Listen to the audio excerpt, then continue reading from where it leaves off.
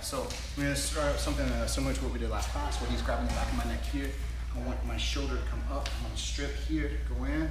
This one comes up and fills the space like this here. My head goes inside the pocket like this, right?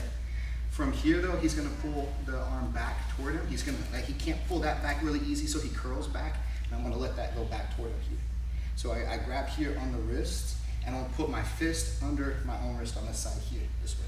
So I make that little lever action like that. I don't know why I said that, I never say lever, so whatever.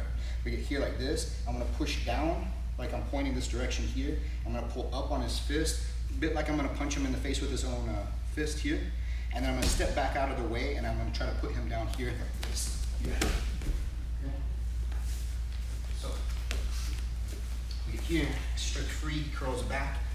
This is gonna go from a thumb grip. So a lot of times when I'm here, I have a no thumb grip and I have this braced against me. When he starts to curl back, it's gonna be a little better for me to switch to a thumb grip here and push this back here. And then pull this one under, and I want the ulna here, right, against his arm, against his radius.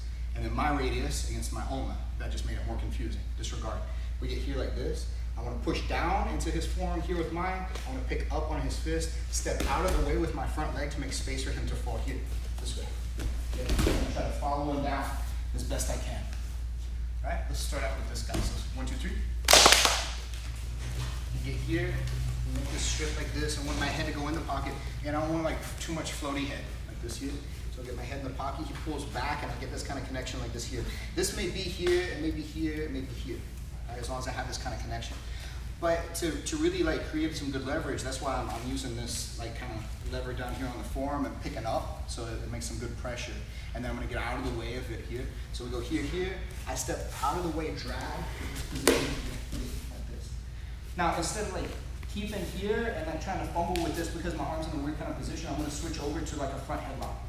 Right, so whenever I switch to that, I'm gonna let go of the wrist side here, and I'm gonna swim over this way and turn here. Now, from this position, I wanna try to keep on the back of his arm, pulling his arm forward, so that if he wants to try to get up from here, he has to push his butt back or get his legs underneath him this way.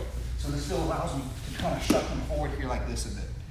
The shuck forward is gonna like get him open in this armpit, because I want this open so that I can kind of squish his neck and his arm together.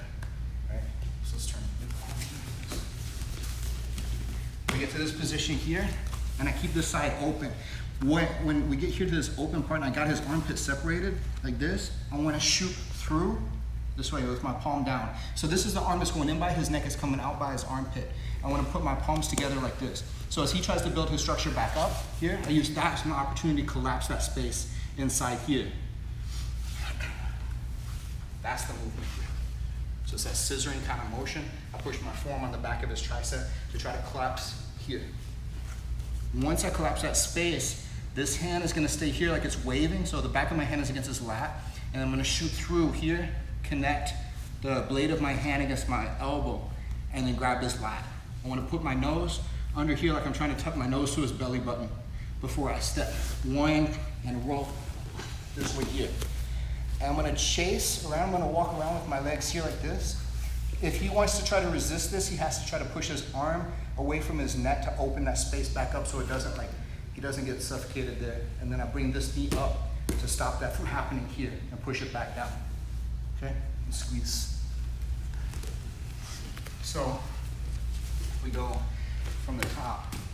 I strip inside here, I get my connection, I step out of the way to break him down, switch over and grab the front headlock here, and then keep his arm pulled open.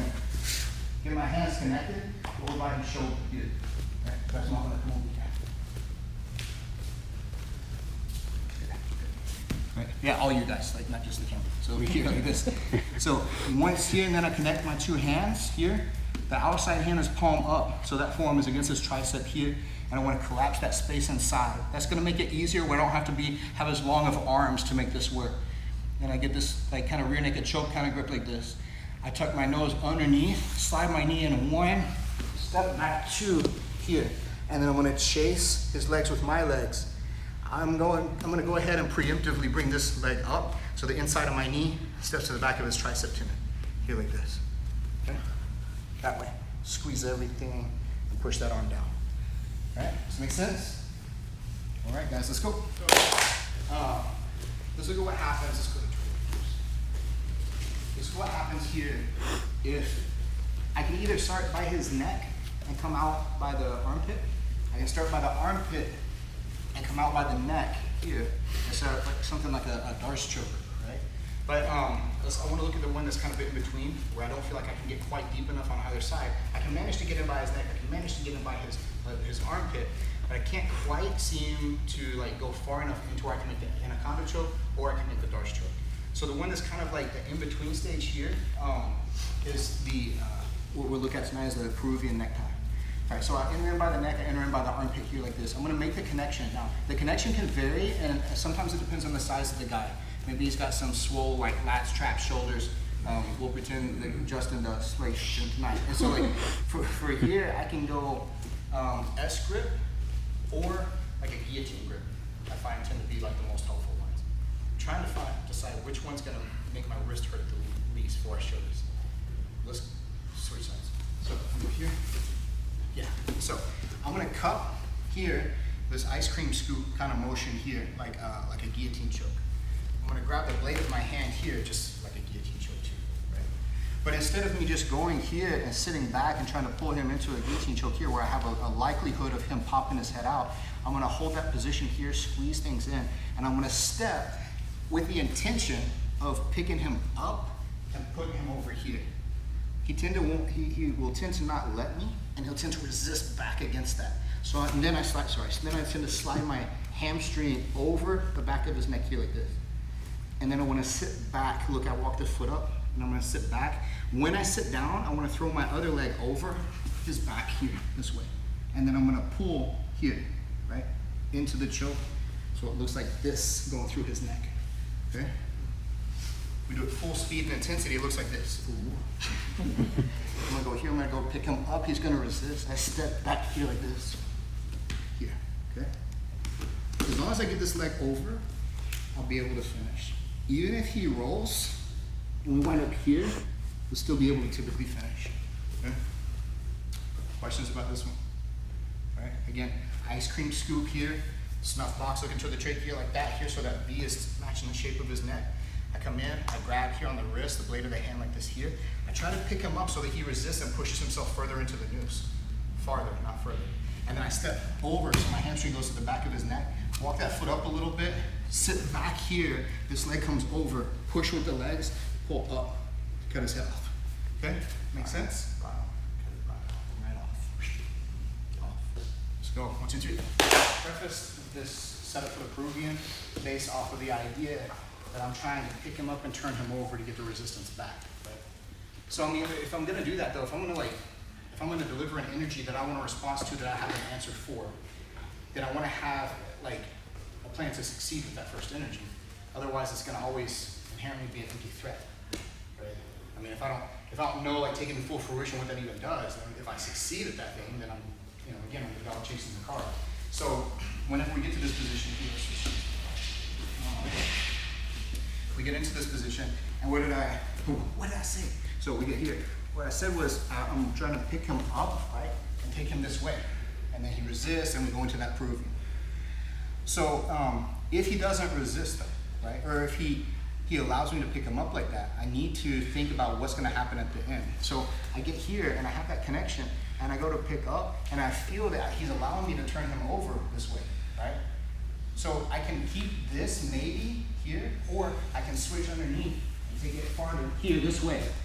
Now, this hand here, this left hand that was connecting, I'm pulling his bicep open to get my knee here into the armpit this way. And then I'm gonna come here, I'm gonna try to gable grip my two hands like this. And I wanna try to sprawl out and take this knee this direction here. Yeah. Okay. So it's pretty nasty of a neck crank right there. Sorry. Okay. Stretch your neck here. Look at this freaking neck like this here. This I don't even know if I finish it. So we get here. So from here, I want to go, right? Again, if he resists, I'll go back to the Peruvian or Anaconda or something. But if he doesn't resist here, and I take him over, look, I pull, keep this one pulling the bicep open, put my knee there in the wedge, and then come here, right? I get the armpit open like this, sit through and push.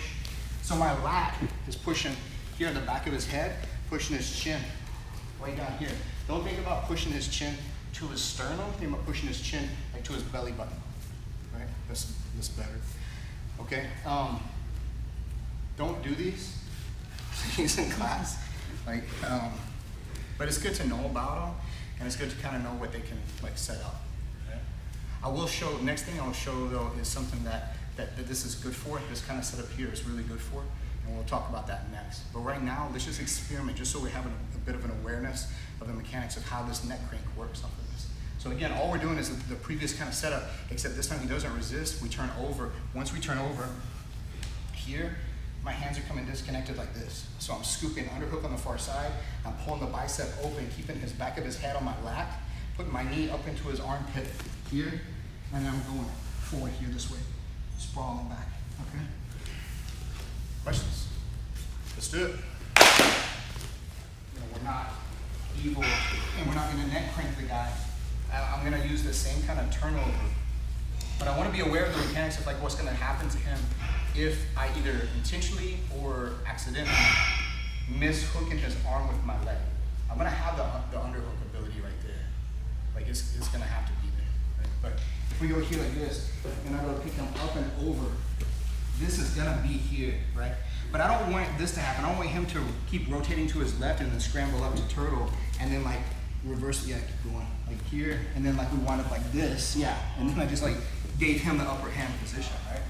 So I have to know how to kind of mechanically follow this and not just have to be faster than him to beat him to the situation, right? So if we get here like this, I go to twist, turn him over. He needs to, at some point, he needs to put this elbow on the ground. He needs to post on that elbow to continue his rotation. So let's rewind. So if I try to keep that elbow up off the ground here, this way, and knowing I missed that here, the way I'm posted here between my right foot and my left arm is gonna allow me some freedom of this leg here, right? So I'm gonna slide through here this way, okay? So then look, as he continues here, I throw this leg over, right?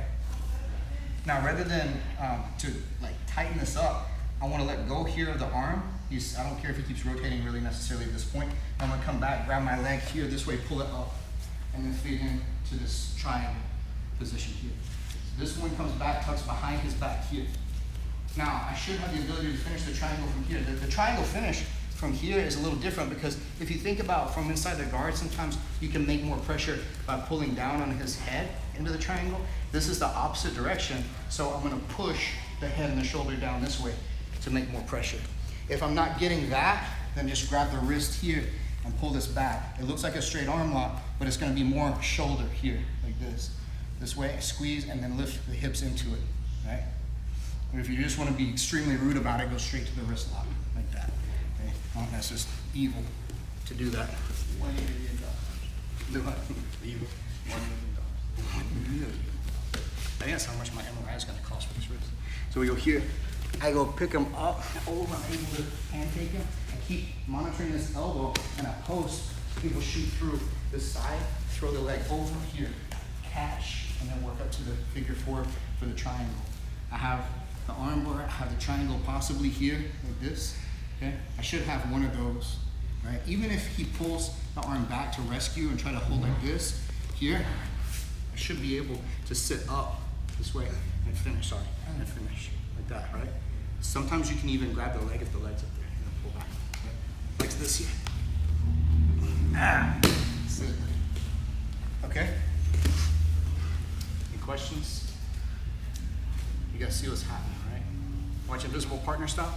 It's here, flips over, post, hook, slide through like a sit out, step, figure four, push, okay? All right, that's the whole kata. Let's go, 1, 2, 3.